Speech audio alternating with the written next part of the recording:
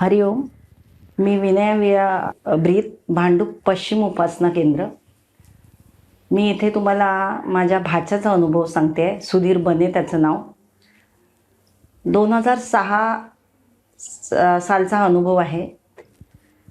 तो तेव्हा सिमेंट्स कंपनीमध्ये इंजिनियर होता आणि त्याला सतत बाहेर जायला लागायचं. सतत तो आउट ऑफ इंडिया असायचा. कंपनीमुळे त्याला कंपनी बाहेर पाठवायची. तर आम्हाला असं वाटायचं की ह्याच्या संरक्षणासाठी काहीतरी आलं, कारण तेव्हा तो बापूंच्याकडे येत नव्हता. पण आम्ही बापू भक्तीत होतो 2000 सालापासून. तर आम्हाला असं वाटायचं की ह्याला काहीतरी सुरक्षा कवच पाहिजे. हा सतत ह्याचा फ्लाईटने प्रवास असतो, काय असतो. पण तो काही हे नव्हता, नास्तिक नव्हता. तो पण श्रद्धावानच होता, पण बापूंच्याकडे येत नव्हता. तर आम्ही त्याला लॉकेट घालायला दिलं, त्याने घातलं. तो असाच एक दिवशी लंडनला गेलेला होता आणि तिथे त्यांना ती 5 स्टार 3 स्टार हॉटेल असायची त्यांना राहण्यासाठी. अचानक रात्री त्याच्या पोटात दुखायला लागलं. एवढं पोटात दुखायला लागलं की तो उठून त्या हॉटेलच्या मॅनेजरला किंवा कुणाला कॉल पण करू शकत नव्हता. तो एवढा विव्हळत होता आणि लंडन म्हणजे तिथलं क्लायमेट एकदम थंड. त्याने ते कपडे घातलेले होते, गरम स्वेटर, शर्ट आतमध्ये, त्याच्यानंतर बनियन वगैरे सगळे जे कपडे घातलेले होते.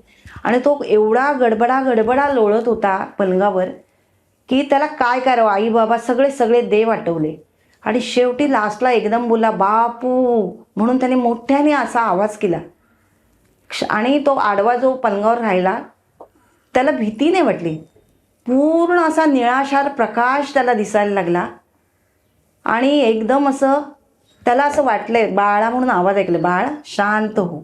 त्याचं एक स्वेटर वरती करते कोणतरी, शर्ट वरती करते, बनियन वरती करते आणि त्याच्या पोटावर हळूवारपणे हात एक फिरवते आणि एक डोक्यावर हात फिरवतोय तो आणि त्याला म्हणतंय, शांत झोप बाळा, काही होणार नाही. आणि तो त्या क्षणाला झोपला.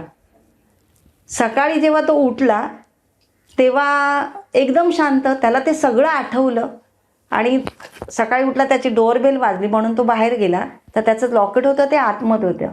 बापू बघा कसे म्हणजे परीक्षा घेतात. रात्री तर बापू आले होते तिथे, बापूंमुळे तो बरा झाला. बापू बांद्र्याला होते, तो लंडनला होता. तर तो बॉय होता, तो विचारतोय, आपके गले में क्या है? तो बोलो, वो मेरे सद्गुरू है. आला तो मुंबईला. त्याच्यानंतर त्याने सांगितलं, असा अनुभव शेअर केला आमच्याबरोबर.